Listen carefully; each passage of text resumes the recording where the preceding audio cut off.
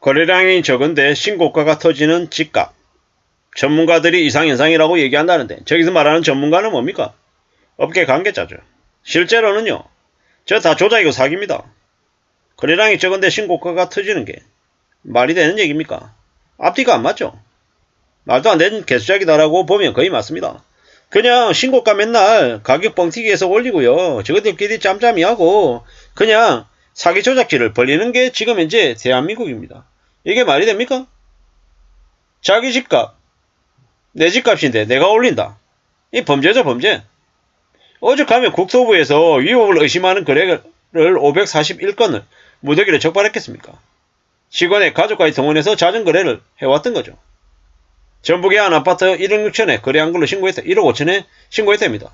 실제로 1억 2천이었는데 그래놓고 1억 4천 8백에 팔았대요.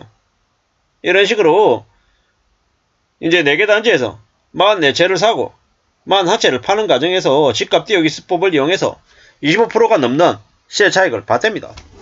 이게 사기가 아니고 뭡니까? 이러한 짓거리들이 전북 지역에서만 일어났습니까? 아니죠.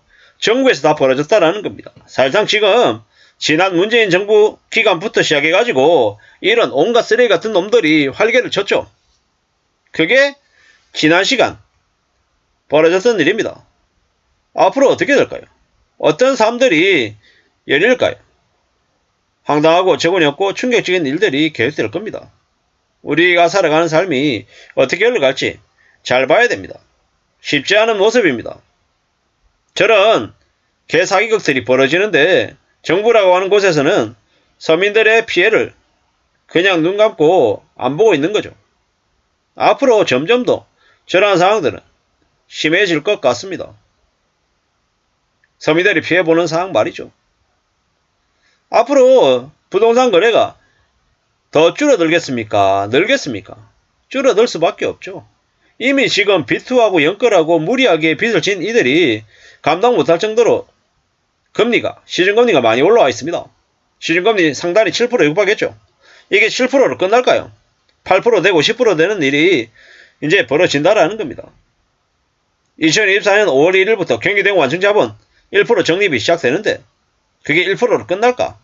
2%, 2.5%까지 갈 가능성도 매우 크고요. 국가신용등급 하락 얘기도 나올 정도이고 이미 미국은 국가신용등급을 하락시켰고요. 미국의 지방은행부터 해서 줄줄이 이제 무너지고 있는 상황이죠. 미국 자기들부터 먼저 구조조정하고 그게 나중에는 시간차를 한 1년가량 두고 다른 나라들로 확산이 되는 걸 이제 우리는 잘 알고 있습니다.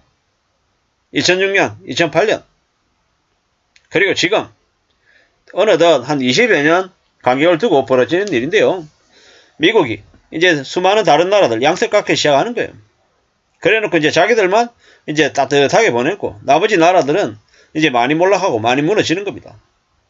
한국은 지금 1997년 IMF만큼의 충격을 이제 겪게 되어 있습니다. 2023년 9월부터 경제위기가 시작되는 거고요. 그게 제일 심해지는 시기는 대략 2025년 상반기가 되지 않을까, 상반기에서 하반기 정도 되지 않을까 라고 추정하는 거죠. 무서운 얘기입니다. 앞으로 사람들이 점점 더 돈이 없어서 더 궁지로 몰리고 특히나 2030들의 소비가 급감한다고 하죠. 2030들이 소비를 극도로 줄이면요. 자영업자들 이제 많이 어려워지는 거죠. 저는 이제 40대 후반인데 저 같은 사람이 소비를 특별하게 많이 할까요? 많이 하지 않습니다. 제가 뭐 소비를 특별하게 많이 할 게 뭐 있습니까? 제 자신에게 쓰는 거는 거의 없다고 봐야죠. 점심때 도시락 싸다니고 회사 탕비실 커피 마시고 뭐 그 외에 나머지는 뭐가 있습니까? 술 안 마시고 담배 안 피고 저희 가족하고 연관되어 있는 것들 말고는 하는 게 거의 없죠. 근데 20대 30대들은요. 뭐 싱글들은 결혼하지 않은 친구들은 저녁 술자리도 가고 뭐 여행도 다니고 이래저래 하는 게 되게 많죠. 이제 그런 삶이 이제 2030들에게도 허락되지 않는다라는 거죠. 왜? 돈이 없으니까요. 돈 없는데 뭘 합니까? 지금 뭐 신고가 미친놈들 개쓰레기 같은 놈들이 그냥 막장짓을 하고 있는 겁니다. 지방이 올랐다. 수도권이 4% 올랐다. 뭐 지방이 0.4% 올랐다. 주택금융연구원에 뭐 주택시장 분석하고 뭐 전망보고서가 있다는데 뭐 그동안에 가격이 너무 많이 엉망이 되어 있었죠. 주택가격은 금리와 동반 하락하는 경향이 있다. 금리가 오르는데 집값이 올라가는 일은 없다라는 겁니다. 앞으로 더 이제 봐야죠.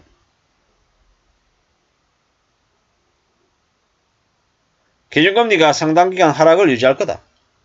웃긴 소리 하지 마십시오. 하락기죠. 금리가 현재 상태로 유지하든지 말든지 시중금리는 어떻게 됩니까? 시중금리는 이제 폭등입니다. 폭등. 시중금리는 계속 올라갈 수밖에 없다라는 겁니다. 뭐 지금이 이상현상이다. 뭐 지랄이다. 너희들 마음대로 떠들어봐라. 그게 중요한 거냐? 아니라는 겁니다. 현실은 매우 참혹합니다. 무리하게 빚을 진 이들이 어떤 삶을 살겠습니까? 제대로 된 삶을 살 수 있습니까? 제대로 된 삶을 못 삽니다.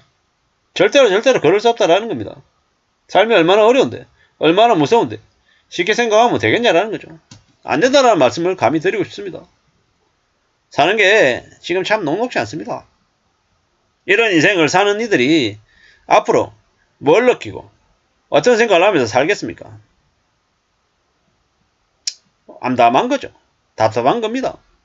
사는 게 뭐 별거 아닌 것처럼 얘기하지만 자기 인생을 잘 책임지려면 그에 대한 이제 모습을 내보여야 되는 거죠.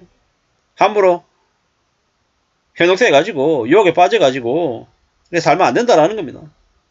내 생각대로 내 뜻대로 흘러가지 않을 수 있는 게 우리의 인생임을 명심해야 됩니다. 참 많은 생각들을 하게 되죠.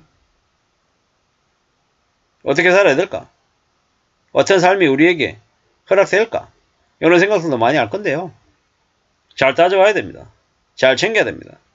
절대로 쉽게 금방 돈을 벌 거라는 그런 마음 먹으면 안 됩니다. 꽤나 무섭고 살벌한 시기입니다.